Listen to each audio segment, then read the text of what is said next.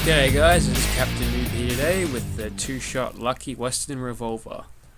So this weapon, nearly reaching 500 base damage, is probably going to benefit a lot from having the Lucky perk attached to it, and we'll demonstrate that here with 3 crits in a row. Actually no, I got a better idea. We'll chain a bunch of crits together here, so we'll hit these 2 turrets. Let's see if we can get someone else. There's a turret down here that I usually like to shoot. Hit him there. Crit this gunner. And that one too. And that one. That one. Let's see, who else have we got?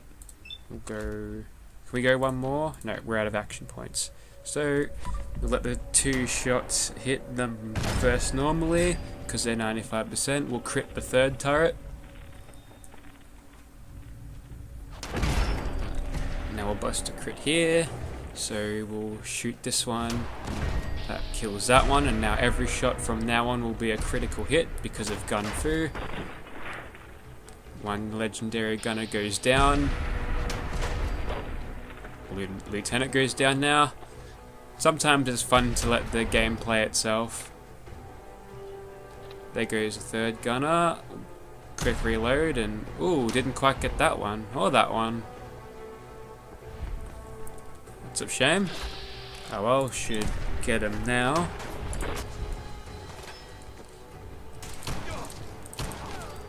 The 2-shot power of this weapon is going to make short work of these gunners regardless of if we crit them or not. So we'll just quickly shoot her as fast as possible. Looks like I missed one at the top. We'll get him when we come back up. Combat music is still playing, so that means we're being detected probably by this fella up there, but we probably don't have to worry about it. Now what we can do here is wait until they come around the corner. There's usually 3 gunners there. Okay, there's the 3rd. We're able to stay nice and hidden due to the overpowered sneaking of this game. So we'll do the same drill here and chain heaps of crits onto each other. Commander will go down first.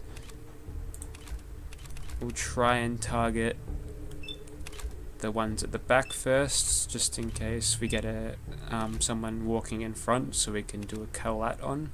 But that's about good. We'll go ahead and do this. Don't have to crit the 3rd turret manually this time. It's close enough to hit it alone. Very good. Now it's onto the gunners. Should do alright against this commander. 1 shots him, very good. These legendary gunners hopefully will go down just as easy, like that one. Another one goes down, excellent. Just 1 more to go. Excellent. So that's all them cleared. Oh, another one pops around the corner. We'll crit him in the face, because we can. Alright, coming up against the Baylor gunner here. We can just reload and then we'll just shoot him normally. Oi, none of that. Fine, we'll crit them if they're just gonna keep staggering us with their punches.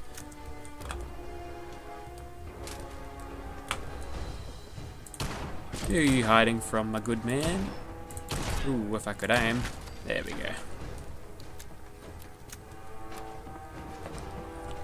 Coming up against the last gunners now, should be able to chain them in VATS if they all would like to show their faces. There we go. 1, 2, 3, and... oh, I see the other one. Hang on. The other one's up there. Gutters! Splat. He goes down. We'll just get this dude behind cover because for some reason tables and chairs stacked upside down are an impenetrable force. Ooh, very nice glitched room.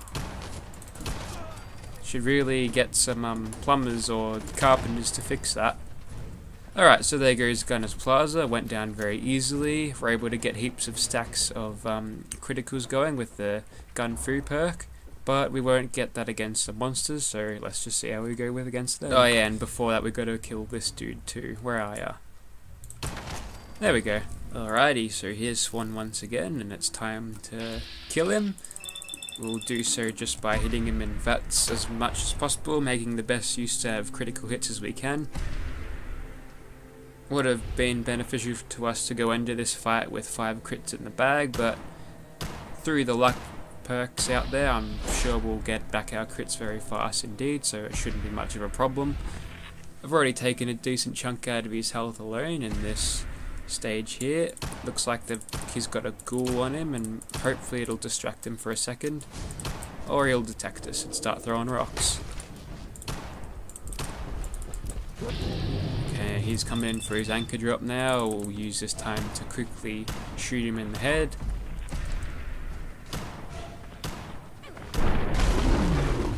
Managed to dodge his anchor drop there due to VATS defense, but couldn't get up the ledge, so we ended up taking a rock. There's a feral ghoul reaver around here somewhere. There he is. Looks like he's hiding. It's probably a wise choice. Alright, he's come in for another anchor drop. We'll go for another VATS round in the head. It's good with concentrated fire too, because you can use it to stack accuracy in VATS, so even though the accuracy was kind of low for the first couple of shots, it quickly gets to 95% and guaranteed hits later on, which is especially useful when you don't have crits to guarantee the hit anyway. So he's nice and distracted on that other ghoul now, so we'll keep on critting him. Maximize the distance a little bit. Looks like that ghoul has lost his limbs, so he's not going to be moving anywhere. Swan will line up and kill him pretty quickly now. 4-leaf clover procs there, and we get almost all of our crits back just in a couple of VATS shots, which is really nice. Now when we get a full AP recharge, and Swan threads the needle there. Scrap rocking there, giving us our 6 rounds back. Not sure what Swan's doing here, but if he's keen to sit in that tree, we'll just keep on shooting him until he's dead. We'll use as many crits as we can first up to let our accuracy over time, sort of low per shot, get better, so we don't have to rely on crits to hit him. And when we hit him normally, we'll get more crits back, which in turn we'll use to shoot him in the face.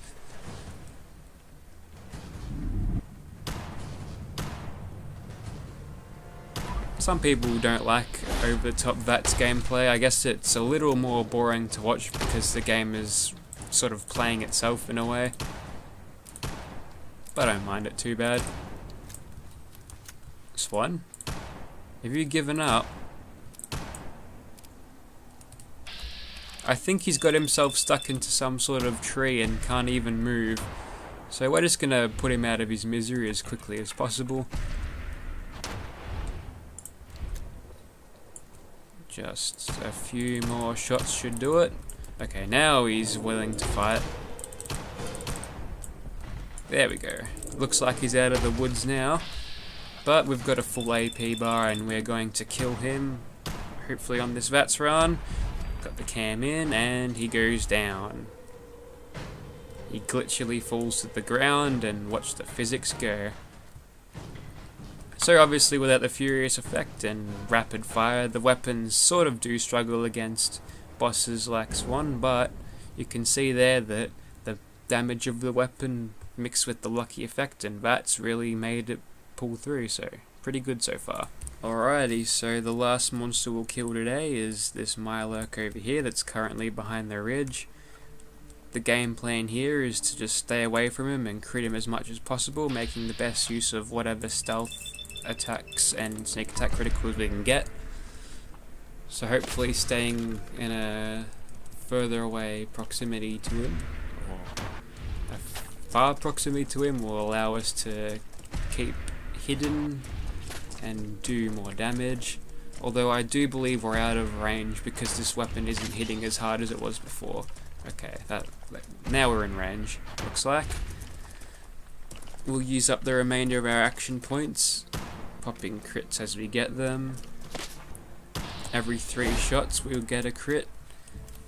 That is if I'm bad with perk names today. That is if... can't get me up here, can you? No. Looks like I've found your weakness. Although, I want you to stay back. Ooh, he can actually hit me. Cheeky bugger. Well, let's see how friggin' cheeky you are with a bunch of 44 Magnum bullets in your face.